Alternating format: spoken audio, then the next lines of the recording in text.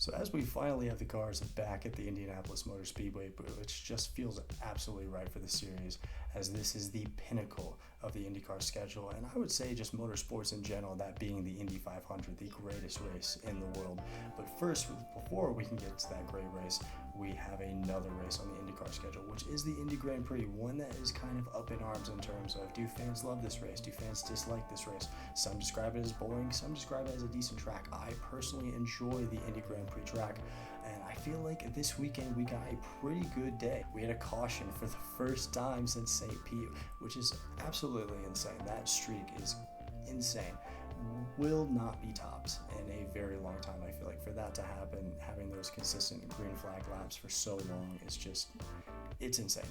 But that ended yesterday, so we just had so many different storylines I feel like we haven't seen so far to kind of stack things up a little more than we typically see. So far heading into the month of May, I feel like it's a pretty damn good start. Going into qualifying a little bit, Alex Palou is just absolutely dominant on this track and proved it yet again. In the last second of qualifying, able to get on the pole position, absolutely dominant, had a monster lap to get to that point.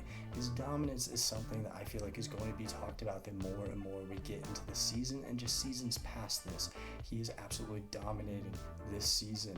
He is so fast. He has such good pace.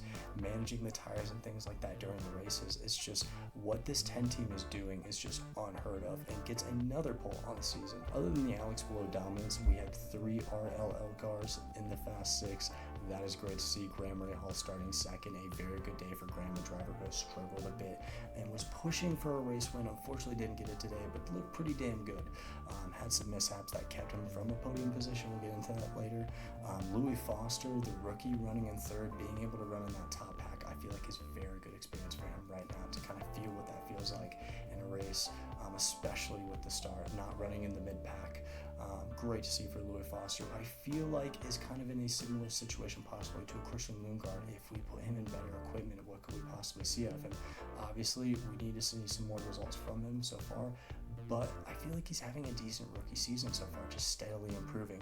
And for Devlin DeFrancesco, a driver that I personally have admit I've shitted on in the past, and other people have as well, getting 5th. Great to see for him and just that entire team as well.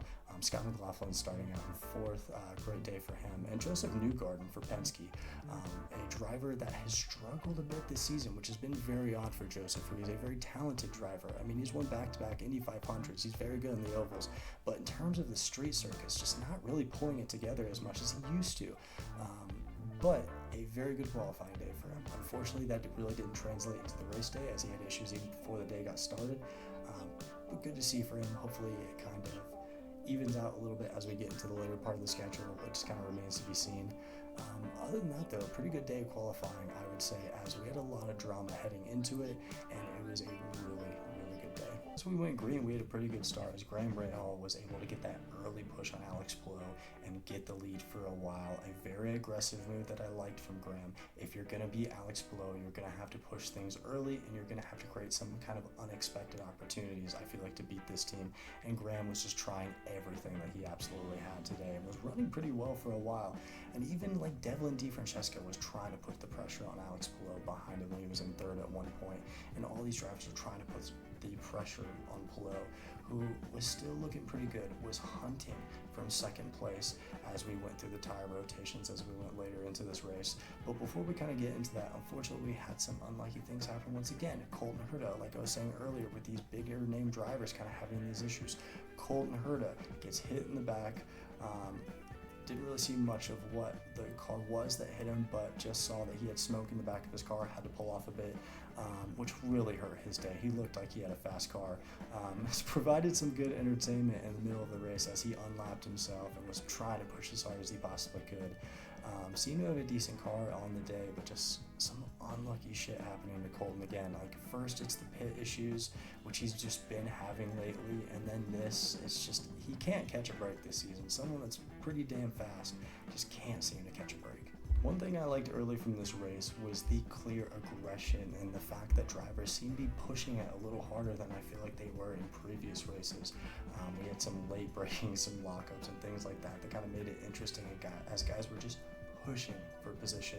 A lot of battles in the middle of the pack, which we really showcased this week. So just right on for the camera team, kind of pointing that out a little more, showing more of those battles. I think that's what makes it interesting, especially IndyCar, because like something that a lot of fans have talked about in the past is no matter where you go in the field, guys are going to be battling for position, which you'd love to see. That's what you need.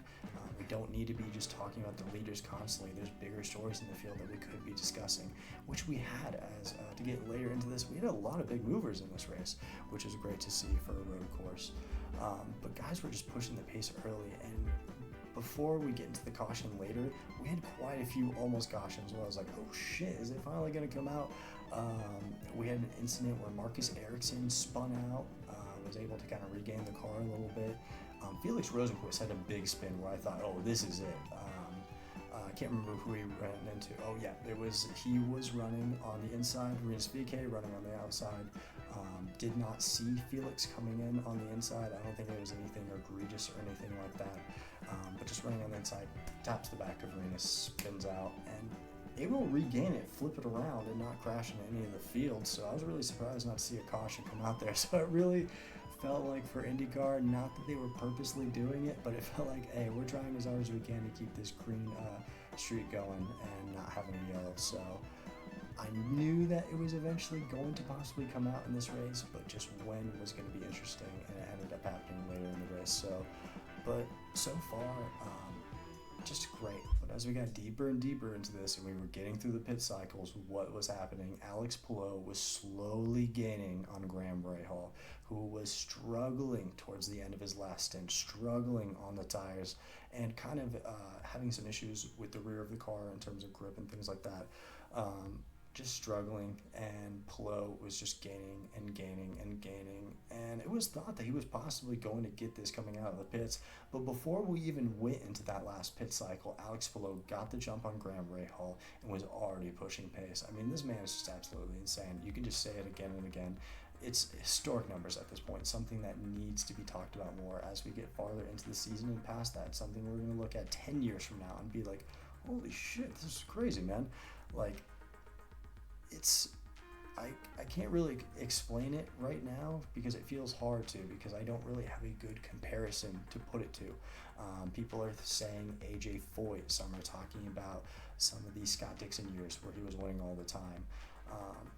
We have guys that we can kind of pull out of history to be like, this is a very similar scenario, but I feel like at this point with Palou, it's in a scenario of its own. But before we get to that point, Palou was just looking to win a race today, and as things were starting to look like it was slipping away, Palou was just pushing the pace, and things were going all right. We had our first caution of the season since St. Pete, 16 to go.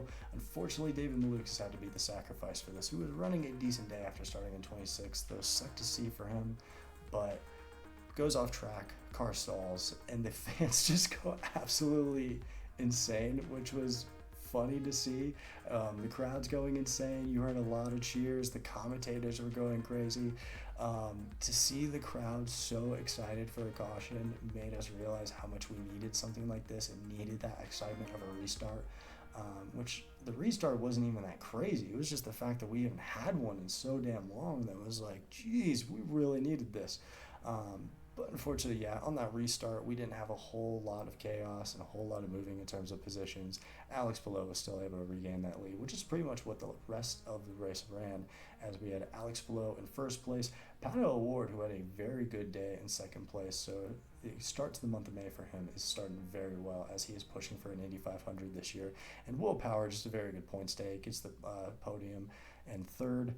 So our podium is Palou, Award, and Power. And yeah, some driver shout-outs real quick from this race that I noticed and enjoyed. Obviously, Alex Palou, biggest one, dominant, 4 out of 5 wins, historic, insane.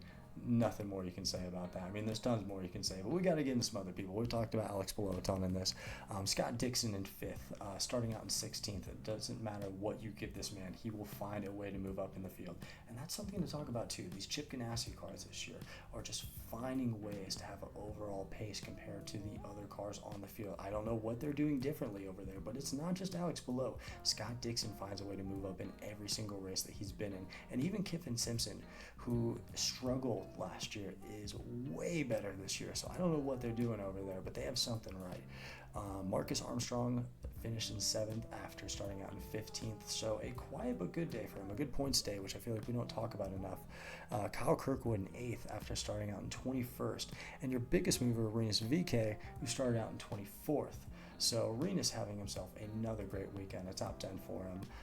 Just great to see for him. Felix Rosenqvist, after having that spin and just some crazy incidents in this, finishing the day in 10th. So great to see for him. He really battled for that final 10th position, as he had battled with Louis Foster to get the 10th spot.